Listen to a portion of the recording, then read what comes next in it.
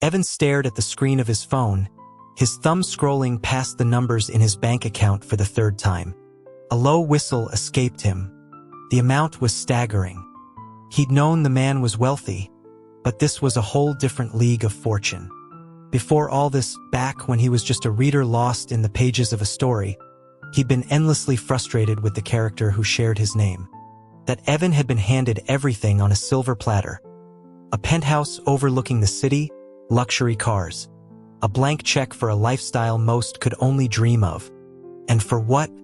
To turn on his benefactor, to become a pawn for the so-called hero, all over some twisted sense of wounded pride. It made no sense. He'd spent those reading days muttering to himself, wishing he could trade places. Now, by some cosmic joke or fortune, he actually had. He chuckled, a giddy sound in the quiet room, and tucked the phone away. He was rich. The grin on his face felt permanently etched. The bedroom door swung open then, interrupting his private celebration. Startled, he composed his features, a flicker of annoyance crossing his mind at the intrusion. His eyes met those of the man standing in the doorway. Julian Hayes. The name was straight out of a corporate thriller. He stood well over 6 feet, his frame broad and imposing even in a simple button-down. The sight of him made Evan's pulse do a funny little skip. He abandoned his phone on the nightstand and practically bounded across the plush carpet, wrapping his arms around Julian's waist. The man was solid, muscle-firm under the fine cotton. Evan tilted his head back, a playful glint in his eye. "Honey." The word hung in the air. Evan felt a shiver go down his own spine at using it. Julian's reaction was more pronounced. He stiffened, his hands coming up to gently but firmly disentangle Evan's arms. He took 2 full steps back, his usually composed features a mask of utter shock. Evan stumbled slightly, thrown off balance. He'd thought men like Julian ate that kind of affection up. Was he wrong? He studied Julian's face, confusion giving way to a spark of understanding as he noticed the faint, telltale flush creeping up the man's neck and coloring the tips of his ears. Not dislike, then. Something else entirely. Suppressing a smile, Evan tried again, his voice softer. "Honey?" Julian seemed to wrestle his expression back under control, the practiced neutrality of a CEO settling over his features. He gave a curt, almost regal nod. "Yes." His movement was strangely stiff as he walked past Evan toward the ensuite bathroom, his coordination slightly off. Evan watched him go, bemused. Could one simple pet name really unravel him that much? He found the idea incredibly charming. The man was not just a bank account. He was devastatingly handsome, exactly the type Evan would have chosen for himself. He was more than satisfied. Later, wearing soft cotton pajamas, Evan lay sprawled across the massive California king bed, humming a tuneless song. He checked his balance 8 more times. The sheer number of zeros was a tangible warmth in his chest. This was security. This was freedom.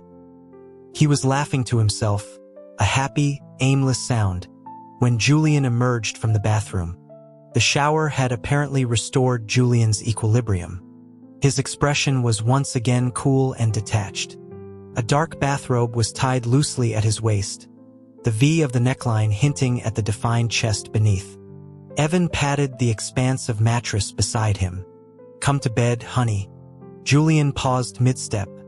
For a fleeting second, Evan thought he saw a flicker of hesitation, a near imperceptible retreat in his eyes.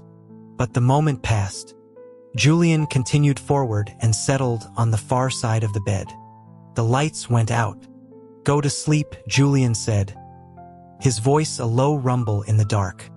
The distance between them felt vast in the oversized bed. Evan's mind, however, was racing. His current position, comfortable as it was, felt temporary. He didn't want to be a secret, a kept man. He wanted more. He wanted to be Julian's partner. The ambition solidified with a sudden, fierce clarity. Fueled by this new resolve, he shifted, rolling deliberately across the cool sheets until he collided gently with Julian's side. The man radiated heat. Evan snuggled closer, sighing contentedly. The body beneath him turned to stone. After a long, silent moment, Julian spoke, his voice strained. "Evan?" He sounded as if he thought Evan was asleep.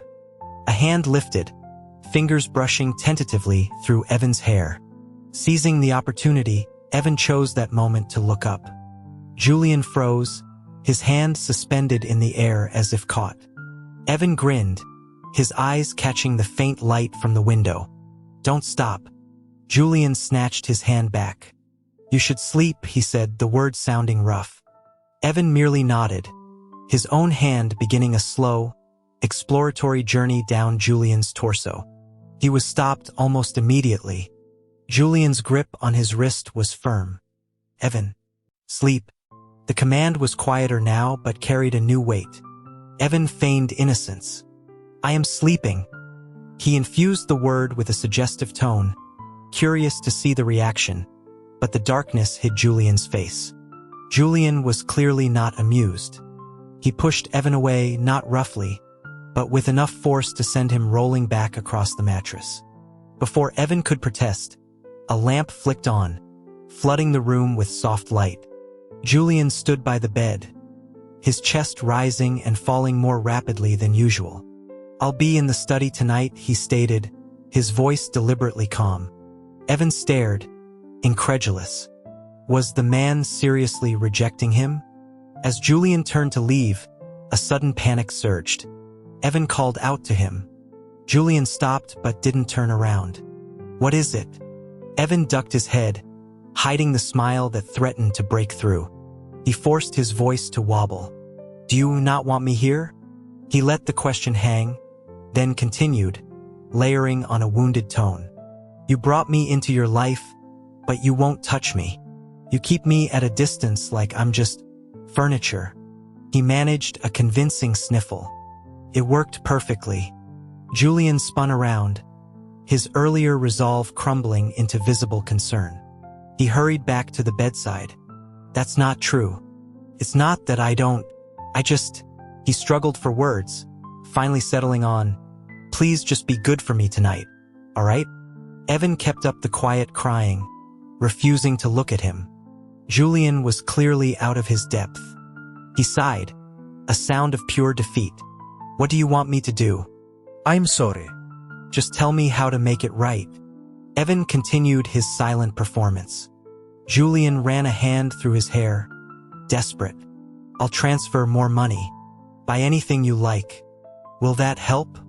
At that, Evan lifted a tear-streaked face. "Julian, don't you get it? I don't need more money. I need to feel like I matter to you. I just want you to stay." He let the plea hang, sharp and sincere. Julian stared, completely thrown. He simply looked at Evan for a long moment, as if seeing him for the first time. Evan wondered briefly if he'd overplayed his hand. Then, slowly, Julian reached out and pulled him into an embrace. It was awkward but earnest. He held Evan close, one hand making soothing circles on his back. "All right," he murmured. "I'll stay." Victory. Evan settled against him, and this time Julian held on tightly, as if afraid any slack would bring back the tears. Evan, comfortably nestled, let his hand resume its earlier path, tracing the hard lines of Julian's abdomen. Julian inhaled sharply, his muscles tensing beneath Evan's touch. He seemed to be fighting the urge to pull away, held in place only by the fear of another outburst. The feel of him was undeniably impressive. Yet, a sliver of doubt crept in.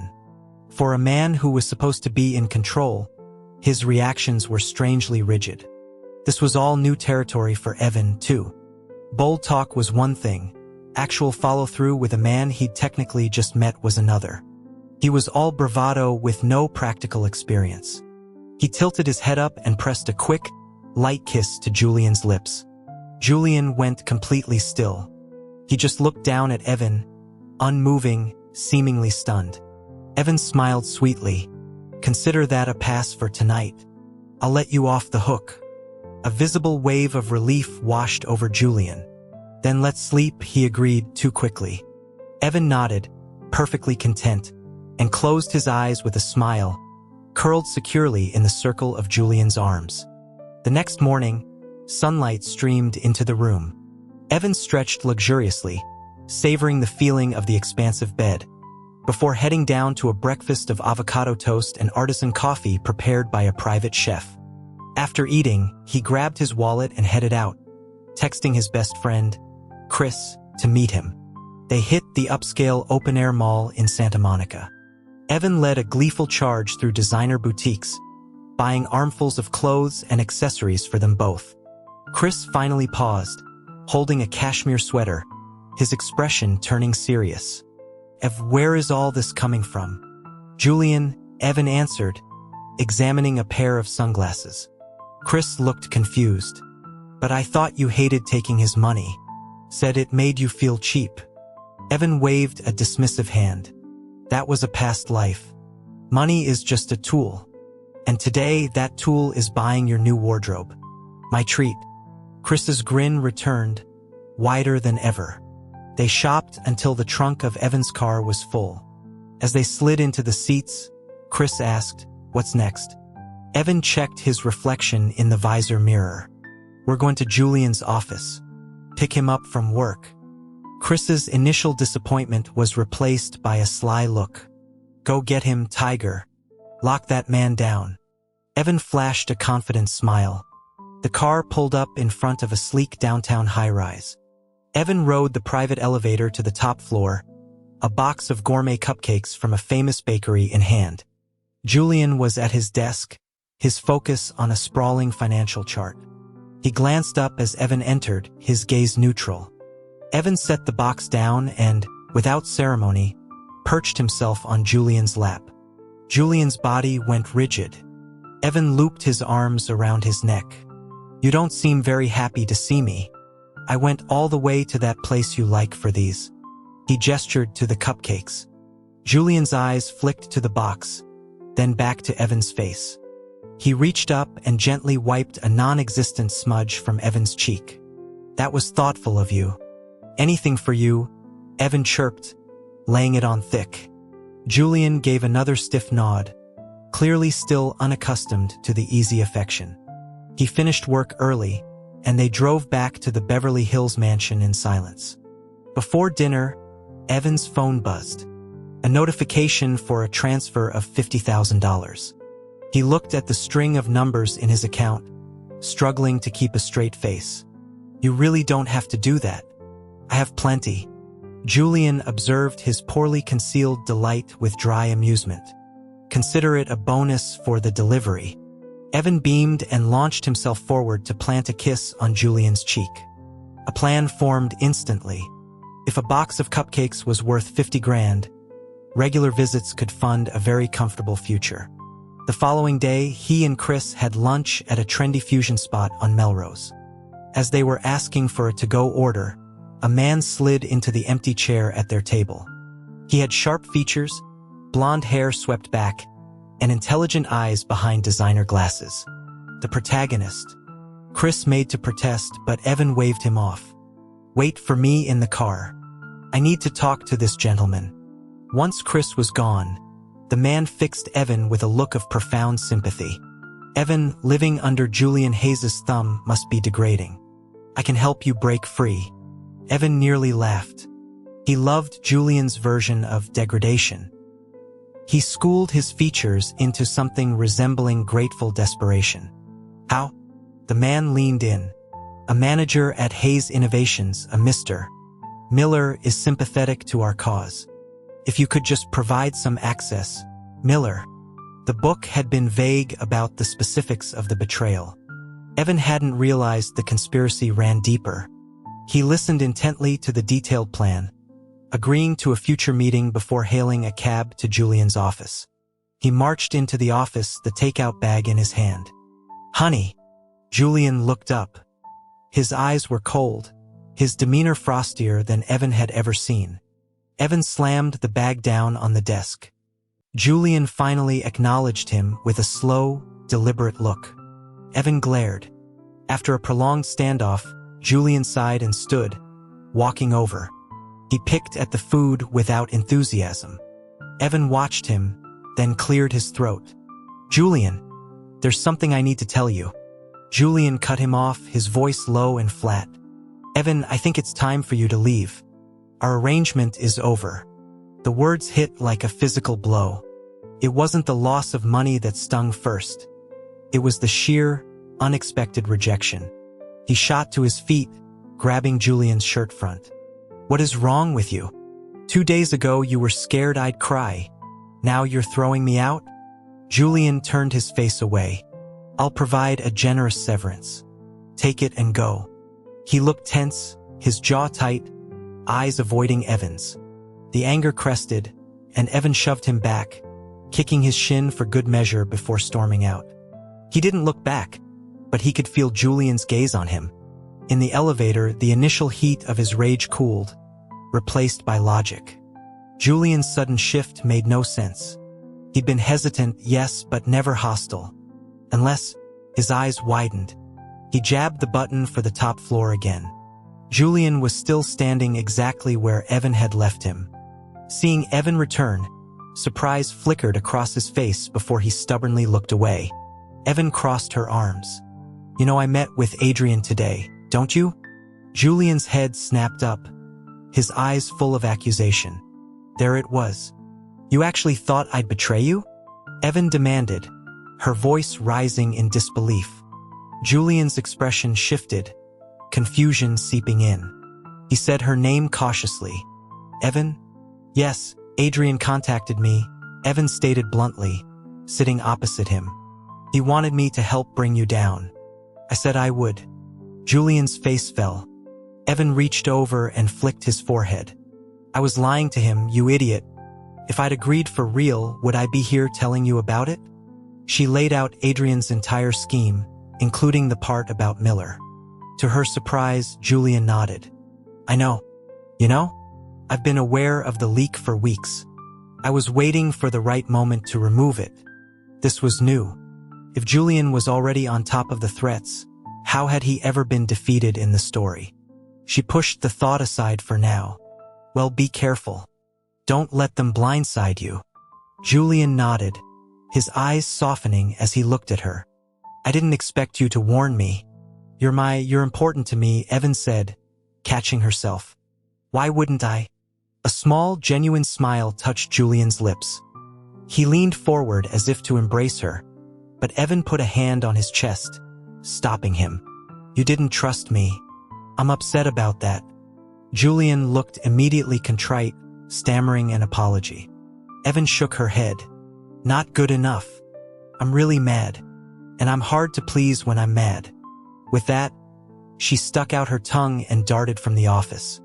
Was she angry? A little. But this was also a strategic move. She couldn't be too easy. That night, she took a spare blanket and pillow to the media room.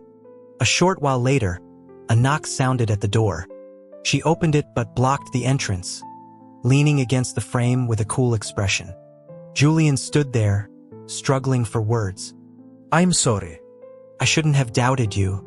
"Too late," Evan said flatly. He looked utterly lost, a giant of a man rendered helpless. Evan felt no pity. She told him to leave. He didn't move. She shoved at his chest. He was immovable. Only when her frustration seemed truly genuine did he finally, reluctantly, retreat. Minutes later, her phone chimed. A transfer for $52,000. Followed by a text. "I'm sorry." She laughed, delighted, but didn't let the money sway her. She texted back, "Think about what you did." Then she counted the new total and went to sleep, immensely pleased.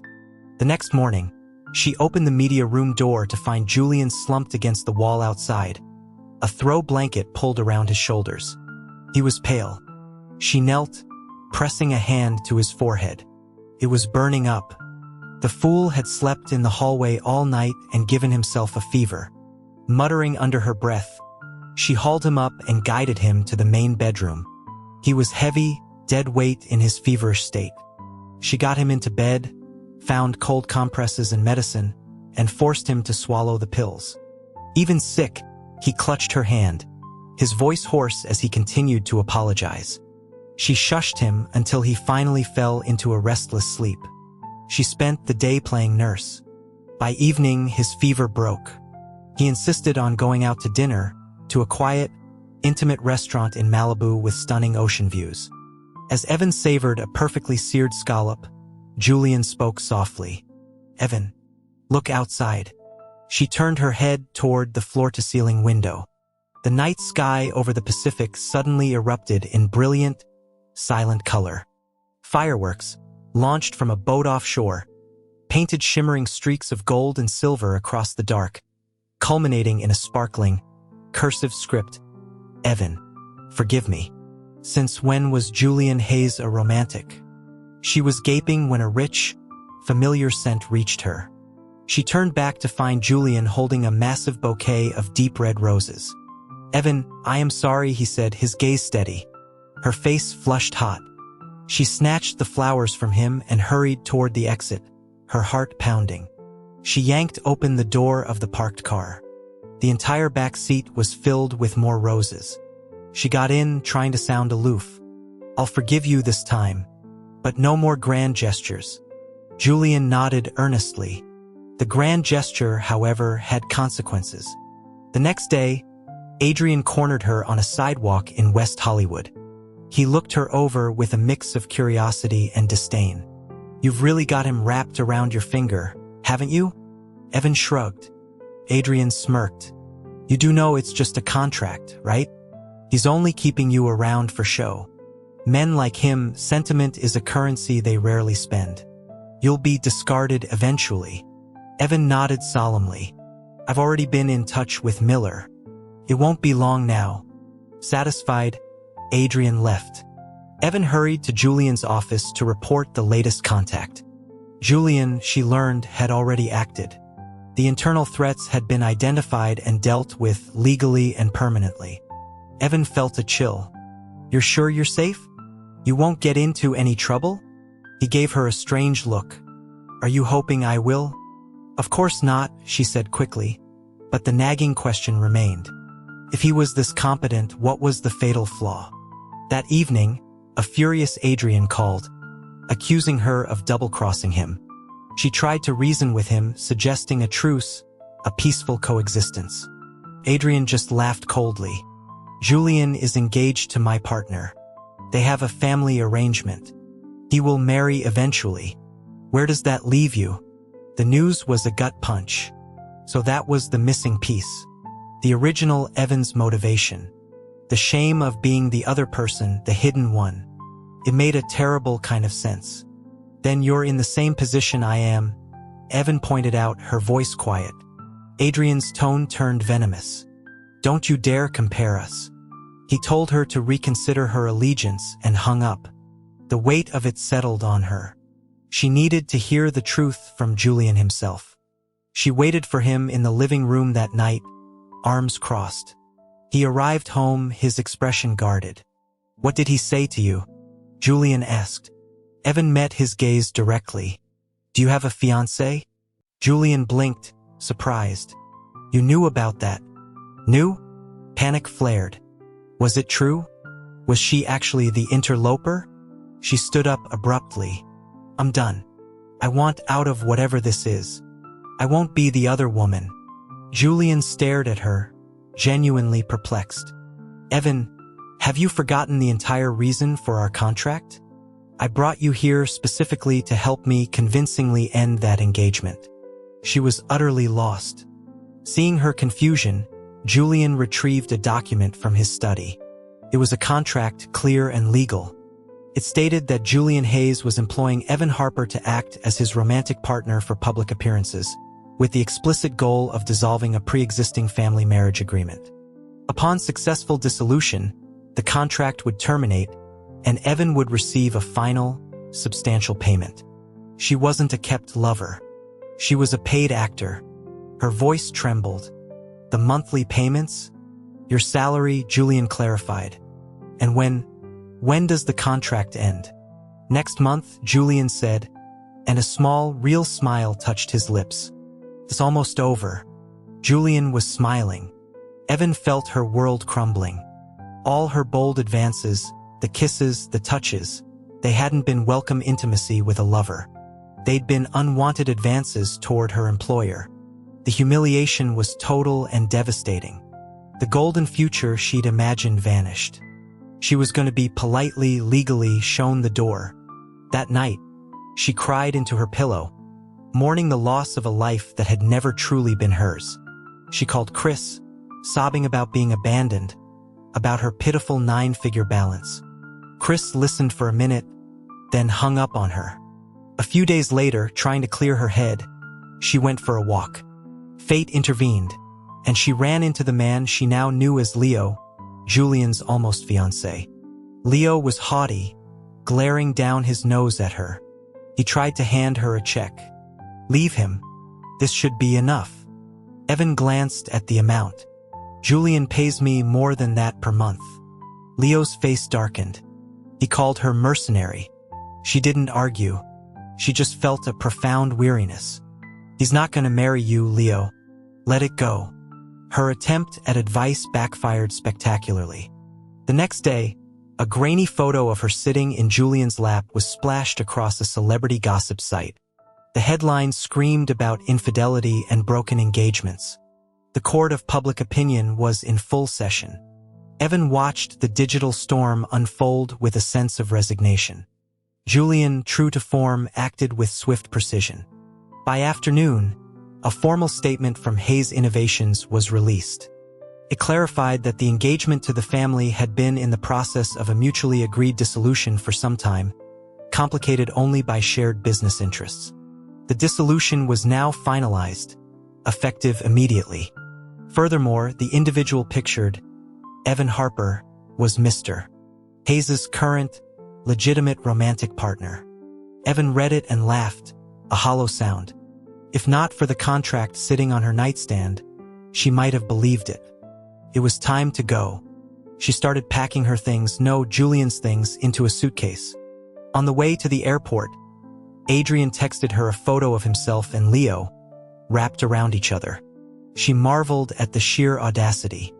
Leo had been publicly pining for Julian one day and was cozy with Adrian the next. She said as much. Adrian's reply was chillingly candid. He explained it was a game of mutual punishment, a cycle of revenge and rekindling. They were perfect for each other, she thought, in the most toxic way possible.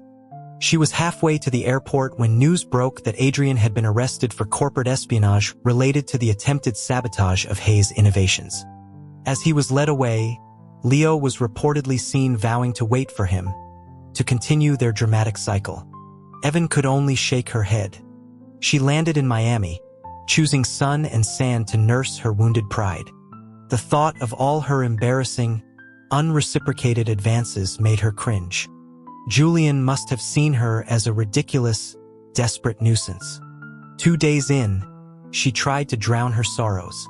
At a neon-lit bar in South Beach, she ordered a line of shots, downing them one after another. The world took on a pleasant blur. At some point, figures crowded around her, their touches becoming bolder. An arm slid around her waist from behind. She tried to pull away, but the grip was like iron. The man began carrying her toward the exit. Panic cut through the haze. She struggled. A familiar, stern voice spoke directly into her ear. "Stop moving." She froze. "Julian?" "Yes." She went limp, relief and confusion warring within her. He carried her to a luxury hotel suite and deposited her on the bed. She scrambled back, staring at him. "What are you doing?" His smile was cold, devoid of its usual warmth. "You love money so much. Why run? Isn't mine enough for you?" His hands were not gentle as he reached for her. She pushed at him, her voice raw. "Have you lost your mind?" "Have I?" He shot back, his grip tightening. "You're the one who started this. You pursued me, you wanted my attention. And now that you think the money's drying up, you disappear? You're the coldest person I've ever met, Evan." She was too stunned to formulate a reply. He didn't give her the chance, silencing her with a bruising kiss that held more anger than passion.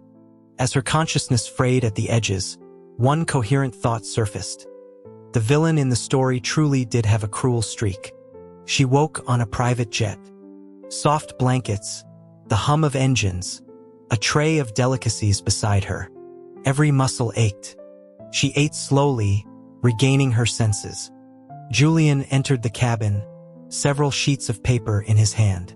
She knew what they were. She sat up, steeling herself. A foolish, lingering hope flickered in her chest. He had chased her across the country after all. Evan, he began, his voice formal. Our contract has reached its natural conclusion. It's time to dissolve it. Her heart plummeted. She lifted her chin. Fine. It's not like I care. She reached for the pen. His hand covered hers, stopping her. He looked nervous, his throat working. You saw the press release. Said you were my boyfriend. She nodded, feigning nonchalance. A necessary fiction. Once things calm down, you can say we broke up. Just drop me off somewhere when we land.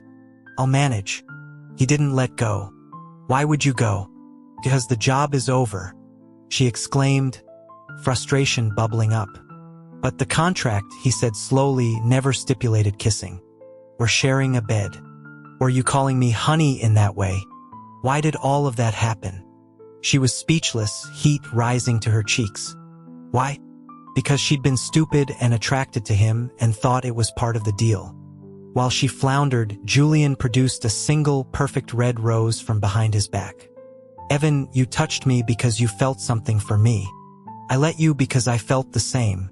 I'm asking you now, will you be with me? For real? The world tilted. He liked her? Seeing her stunned silence, he rushed on. I couldn't say anything before because the engagement wasn't officially over. I wanted to come to you free and clear. I want to be with you properly. I thought you chased me to Miami because you were angry I betrayed you, she whispered. Julian looked pained. I chased you because I was terrified I'd lost you. I told you how I felt that night. I said I wanted a future with you. Didn't you hear me? She had been rather preoccupied at the time. She blinked up at him. So Miami was? Me being desperate not to let you go, he confirmed, his voice softening. He cupped her face. Every part of this, Evan, has been because I'm in love with you. The finality of the words, the raw honesty in his eyes, broke through her last defenses. A slow, brilliant smile spread across her face. Really? He nodded, his own smile tentative. The implications dawned on her in a glorious wave. The handsome man, the unlimited resources, they weren't slipping away. They were being offered freely. She surged forward and kissed him, pouring all her relief and joy into it. The rose was put to creative use later. For once, Evan felt completely in charge. The morning after brought a more sobering thought. She turned to Julian, who was tracing idle patterns on her shoulder. When did you know that you felt this way? He didn't hesitate. The first time you called me honey, it was like seeing a different person. She relaxed. Good. No messy history with the old Evan. Then he spoke again, his tone casual. Of course, I knew you were a different person almost immediately. Ice flooded her veins. She jerked back. Julian continued calmly. The original Evan had a small scar by his eyebrow. You have a beauty mark by your lip. He looked at me with resentment. You looked at me like I was the answer to a question you'd always had. He paused. Also, I remember things from before. He explained it not as a story he'd read, but as a life he'd lived. A past where he'd been betrayed and had chosen a kind of surrender. Waking up to a second chance, he'd found a different Evan in his penthouse. One who was vibrant, delightfully greedy, and whose eyes lit up at the sight of him. He'd decided then to fight, to build an empire secure enough to fund this new Evan's brightest dreams. The sheer scale of his awareness was terrifying. She buried her face against his chest, her voice muffled. You'll still be good to me, right? You promise? He held her tight, seeing right through her. Promise. She sighed, content. In that quiet moment, a faint, ghostly whisper seemed to echo at the edge of her consciousness. A plea from a life left behind, wanting to trade back. A smile touched her lips. That door was closed. The choice had been made. Julian was hers now. Entirely.